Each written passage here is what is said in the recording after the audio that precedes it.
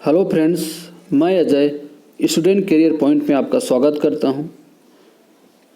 आज 23 जनवरी 2022 को व्यापम द्वारा सुपरवाइजर पद के लिए खुली सीधी भर्ती परीक्षा आयोजित की गई। इसके हम मॉडल उत्तर पर चर्चा करेंगे। तो आइए हम वीडियो प्रारंभ करते हैं। महिला एवं बाल विकास विभाग से संबंधित योजनाएं एवं कार्यक्रम।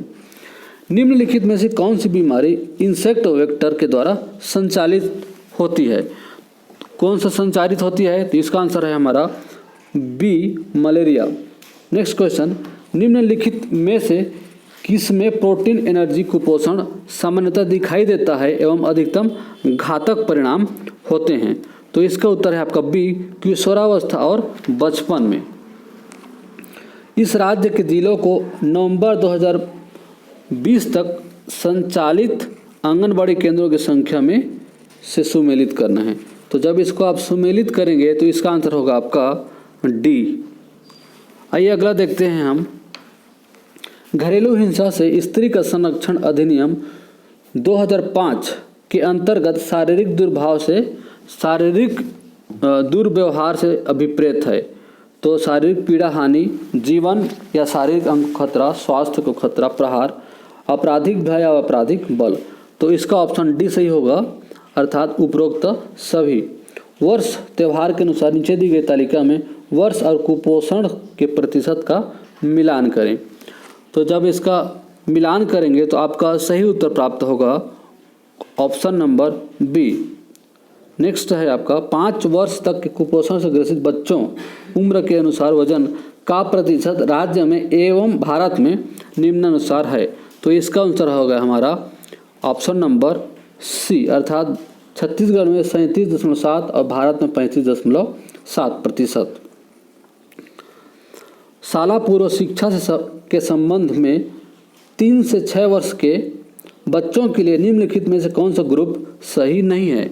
तो इसका उत्तर है आपका सी, सहज, आत्मकेंद्रित, एकाग्रहित और जिज्ञासु। नेक्स्ट क्वेश्चन, नारी सुरक्षा योजना के संबंध में निम्नलिखित में से क्या सही है? तो इसका आंसर है आपका, आप देखते हैं, पढ़ लेते हैं क्वेश्चंस को पूरा। यह योजना 1/4/2014 से प्रारंभ हुई, तो ये सही है। यह योजना 1 जनवरी 2014 से प्रारंभ हुई, आपका गलत ऑप्शन हो गया। और ऑप्शन नंबर 3 जो है, इस योजना के तहत 18 वर्ष तक की लड़की का विवाह न होने पर एवं 12 वर्ष की शिक्षा पूर्ण करने पर 1 लाख परिपक्वता राशि दिए जाने का प्रावधान है। तो ऑप्शन नंबर 3 हमारा सही है। तो 1 और 3 सही हो गया। चौथा, इस योजना के तहत जनवरी 2021 तक 56,518 हितग्राहियों को पंजीकृत किया गया। तो ये गलत है। तो 1 और 3 हमारा सही हो जाएगा। ऑप्शन नंबर सी सही है, 1 और 3। क्वेश्चन नंबर 9, समेकित बाल विकास परियोजना 2 अक्टूबर 1975 से शुरू हुई। तो ऑप्शन नंबर 1 सही है। संदर्भित सेवाएं शारीरिक रूप से विकलांग बच्चों, जोखिम वाले बच्चों और बीमार बच्चों को दी जाती है। तो दूसरा गलत है। तीसरा है आपका शाला पूर्व शिक्षा 3 से 6 वर्ष के बीच के बच्चों को दी जाती है। तो 3 हमारा सही हो जाएगा। चौथा है पूरक कुपोषण योजना नवजात शिशुओं के लिए निर्धारित है। तो ये भी सही है। तो 1, 3 और 4 सही है, अर्थात यहाँ से उत्तर हो जाएगा हमारा सी, 1, 3 और 4। अगला क्वेश्चन देखते हैं, क्वेश्चन नंबर 10। 2 अक्टूबर 1975 को निम्नलिखित विकास खंडों एवं आंगनबाड़ी केंद्रों में समेकित बाल विकास योजना को प्रारंभ किया। सही युग्म का चयन करना है। तो इसमें मैं आपको बता दूं, उस समय जिस समय चालू किया गया है, उस समय आपका 33 विकास खंड था, जो कि 2 ऑप्शन में दिया हुआ है। आंगनबाड़ी केंद्र 4,791 और 4,891, 2 ऑप्शन है। इसमें से कौन सा है सही नहीं है, कौन सा परफेक्ट उत्तर होगा, इस पर मैं कंफ्यूज हूँ, क्योंकि आंगनबाड़ी विकास खंड का सही डेटा नहीं मिल पाया है, इसका और इसका। हालांकि इसका 33 विकास खंड है, ये कन्फर्म है। तो ए और सी में कन्फ्यूजन है। आपको कन्फर्म उत्तर पता होगा तो आप जरूर कमेंट बॉक्स में कमेंट कीजिएगा। अगला देखते हैं हम, भारत की जनगणना 2011 के लिए निम्नलिखित कथनों पर विचार कीजिए। तो भारत की जनगणना 2011 के अनुसार हम विचार करते हैं। भारत की जनसंख्या जो है आपका 121.2 करोड़ थी, सही है। भारतवर्ष में 6 से कम आयु के बच्चों की जनसंख्या 13.88 करोड़ थी, तो ऑप्शन नंबर 2 गलत हो गया। इस राज्य की जनसंख्या 2.56 करोड़ थी, तो ऑप्शन नंबर 3 सही है। इस राज्य में 6 से कम आयु बच्चों की जनसंख्या 35.84 लाख थी, तो ऑप्शन नंबर आपका 4 भी सही है। तो 1, 3 और 4 अर्थात ऑप्शन सी यहाँ पर सही उत्तर होगा। निम्नलिखित में से कौन सा पोषक तत्व नहीं है? तो इसका उत्तर है आपका सी, फाइबर। निम्नलिखित में से कौन सा मुख्यमंत्री कन्यादान विवाह योजना के उद्देश्य है? मुख्यमंत्री कन्यादान विवाह योजना का उद्देश्य यहाँ पर पूछा गया है, तो देखते हैं। कन्याओं के विवाह में आने वाली आर्थिक कठिनाइयों का निवारण करना, सही है। विवाह के अवसर पर फिजूल खर्ची को रोकना, ये भी सही है। सामूहिक विवाह के माध्यम से मनोबल एवं आत्मसम्मान में वृद्धि करना, ये भी सही है। चौथा है नव विवाहित जोड़े को भावी जीवन के लिए आर्थिक सहायता प्रदान करना, तो आपका